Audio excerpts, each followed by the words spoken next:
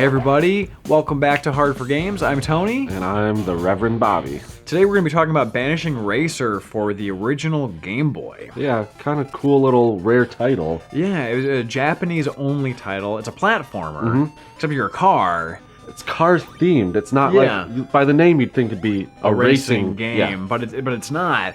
And it's a great game. But it is a rare and expensive game, too. So thank you very much to RetroTaku Videogames for allowing us to borrow this. Yeah, we really appreciate it. We will try to get it back to you in one piece.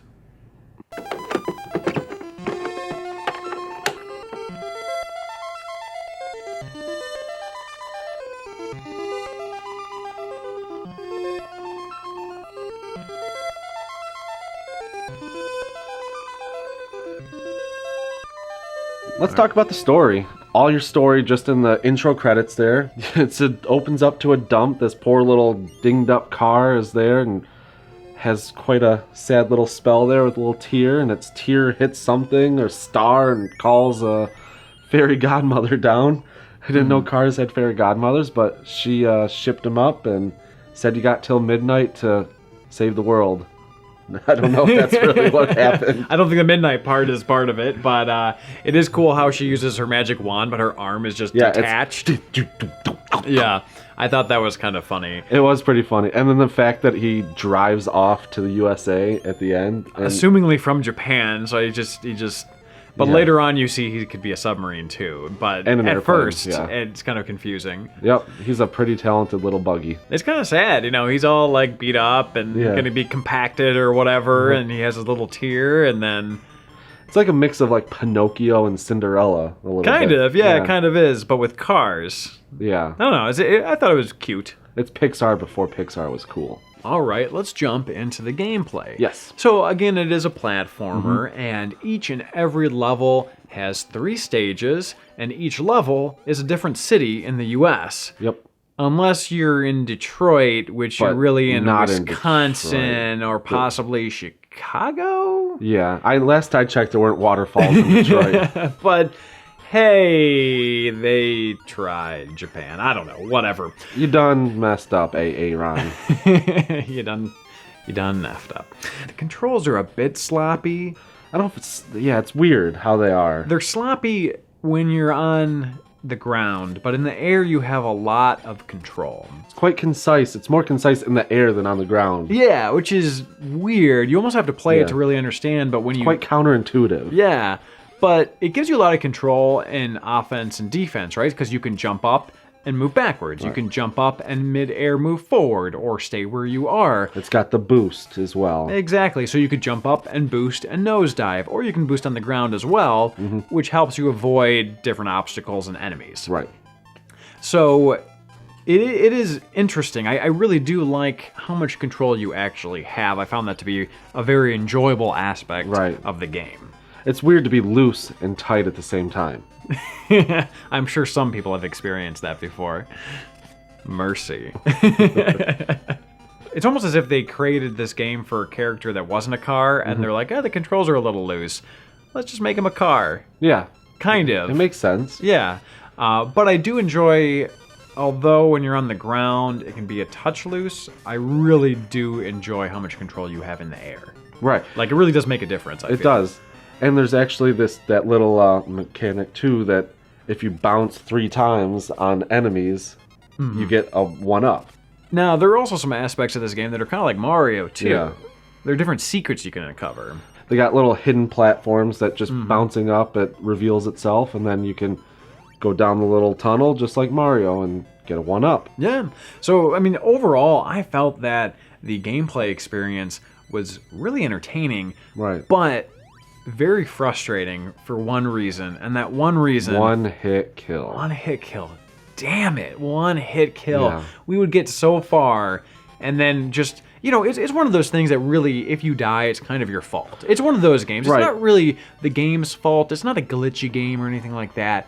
But the one-hit kills... Once you memorize the level, you're golden. Yeah. It's just stupid mistakes that make you go back to the first stage. Yeah. So if you die, you'll be on the stage that you're on, but if you game over and continue, you have unlimited continues, but it'll send you back to the first stage. Every level has 3 stages, so if you game over and you're on 3-3, you'll go back to 3-1, right? So it is kind of frustrating in that aspect, but at the same time, it's also kind of your fault, but it's just those, like you said, those stupid, tiny little mistakes. Right. Even if you could get just the, like Mario, where you shrink down to the size, like you go from a big car to a compact car. You have 1 health point, basically. Right, exactly. Or 2, Or like Sonic with the rings. That even just that little bit would be just enough. It doesn't give you that. It becomes a tough game because you have to basically make no mistakes. Right. You got to be like Perfect 10. Perfect 10 Peraza, who's not here today, and he probably could have beaten this game with his hands tied behind his back. Another little cool tidbit about the gameplay is that it does vary it up. So, for example, there are stages where you are kind of a plane. You have wings, right? Then we have the Detroit underwater level. Yeah, exactly. Where you're a submarine, which is pretty cool. Yeah. So the game does make an attempt to vary things up, which is definitely appreciated and definitely nice. And overall, it functions very well as a platformer. It does. So let's jump into graphics. At first, it seemed like there wasn't much going on. Just kind of boring backgrounds. The foreground, it was sparse. Yeah. But there's a lot of nuance in the animation of your avatar that I really liked. The emotion that he gives out. Yeah, he kind of like sweats, His eyebrows are going. Yeah, he gives the peace sign at the end of every level when you reach the goal. Yeah. When you're doing a hard break, he scrunches his face. Yeah, there's just a lot of cool little details. And after the San Francisco level, I feel like the backgrounds became less sparse and more interesting. Yeah, that one was really active, was at the water level where it really got wavy. Wow. I'd never seen anything like that in a Game Boy game before. I was actually background really impressed. And foreground both moving. Yeah. Like, it was pretty neat. It looked great. That looked neat. fantastic. I was actually legitimately very impressed with that. Now, the other enemies, the other characters in the game, they're all very cutesy. They look good. They had themes for each city you're in, like the slot machines were the tires for Detroit. Yeah. So, I mean, overall, I'd say the presentation was pretty good graphically. It worked well. It worked best in terms of the character animation, but the backgrounds were just kind of like, okay. You could definitely do worse on the Game Boy. Let's put it that way. Right. And that's also what we need to take into account. We're playing on the Super Game Boy. The screen is a lot bigger. On a Game Boy, you're not paying attention to the background as much on a game. Yeah. And this is also a game from, what, 1991? 91, yeah. Yeah, so it is, Game Boy had only been around for so long at that point in time, and they worked with what they had. Now, the music, on the other hand, was just sort of so-so. Yeah, it didn't stand out. Wasn't great. It added to the gameplay, I guess. Kind of progressed it along, but it didn't really...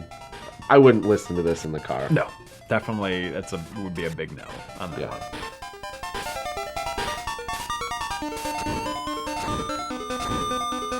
So one thing we didn't mention in the gameplay section is that there are actually a couple of cheats that you can use. Right, some codes to help you out. Yeah, there's a level select. And there's the invulnerability. Or exactly. Invincibility, whatever it is. Basically, you still have to do all of the platforming, but the enemies can't hurt you anymore. Right. And it's actually surprisingly still very difficult. Even just with the platforming, exactly. Right. So if you're not a challenge junkie, this is kind of helpful because you can just restart at the level that you game overed at, which is kind of nice. Right. It's frustrating to get that close to the end and then just have to start all back make over. A dumb mistake or something, yeah. So overall, I was pretty pleasantly surprised with this title. Yeah, it wasn't bad. I mean, it was pretty good. I enjoyed it. Yeah. Now keep in mind that this game normally goes for between like $250 and $300 depending on condition. Cha-ching, cha-ching. So it's really more of a collector's piece. You may want to try emulating it first. But that said, what would you rate this game?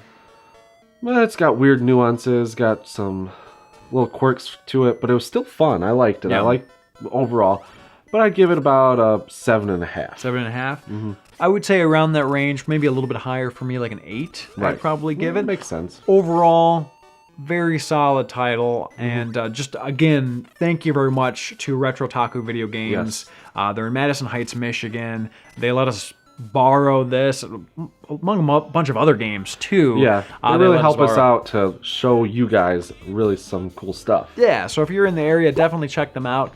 Otherwise, thank you very much everyone for subscribing. Thank you for hitting that notification button so you know when our videos are actually coming out. Yep. The real subscribe button. And we will see you guys next time. See ya. Thank you again for watching, and if you live in the Metro Detroit area, RetroTaku Videogames is running a special just for our Hard4Games viewers. So if you're interested, check out the description below for all of the details, and otherwise, we will see you guys next time.